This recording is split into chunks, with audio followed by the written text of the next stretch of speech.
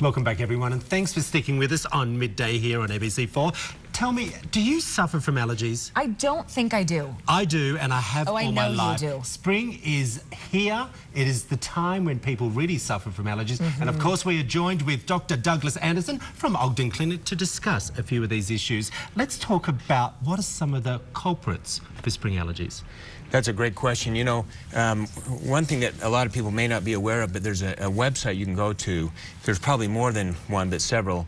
One of them is pollen.com, and you can put in your area code and then punch up what allergies are most common on that day for your area code. So it's sort of nice. But for example, in Ogden today, it was elm and maple and juniper. So those are the three most common. And would you have an allergy to elm and not to juniper, or would you typically be all three? Yeah, definitely you can have different allergies to different trees. You don't have to be allergic to all of them.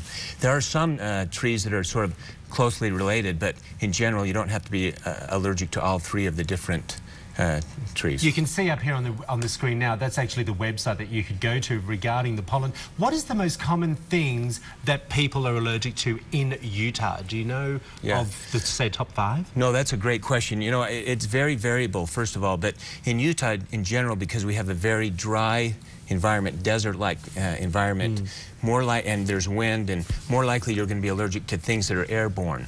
So in the spring it would be trees, in the summer it would be more grasses, and in the fall it would be more weeds. But you can also be allergic in the wintertime to things that are more common indoors. All right, so I said I don't think I have allergies, but I do get colds. How do I know if it is a cold or an allergy? So that's a great question. So a lot of the symptoms are the same for both allergies and upper respiratory infections or colds. And some of those are congestion, runny nose, sneezing. But one of the symptoms that sets allergies apart from infections would be itchy eyes. So usually if you have itchy eyes, that's an allergy and not a cold. Are they runny? Like they're... You could rip your eyes out. Oh, really? Like you're clawing at them. I want to rip my eyes out, and I want to feel like I want to take off my skin just to get rid of that feeling.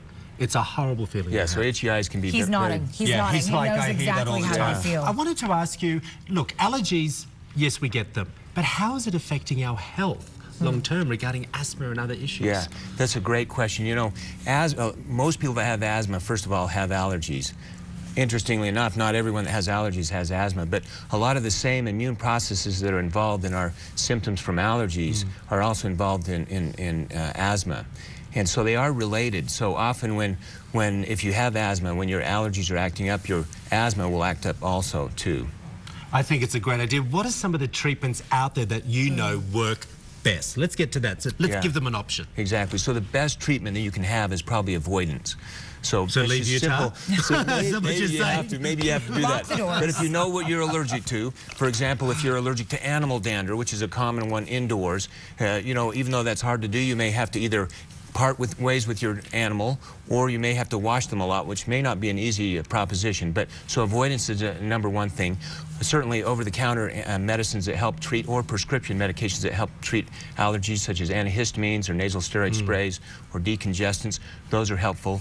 But then if those aren't working, then there's immunotherapy, such as shots or other things. Well, that's what I was going to say, Nisha. Is there an operation you can have to desensitize you from allergies apart from prescription? So there's not really a surgery per se, but there is, like I say, immunotherapy, which is sort of like manipulating the immune system so that you can desensitize it, so you're not so sensitized to things that commonly most people aren't allergic to or aren't bothered by, but for some reason your immune system is overly sensitive to it. And so by a method of slowly exposing you to very small amounts initially and then gradually increase that over time, you can actually desensitize your system to those allergies. Have you tried that Well, before? I was about to say, I don't know whether it's a common thing out there, but I'm allergic to...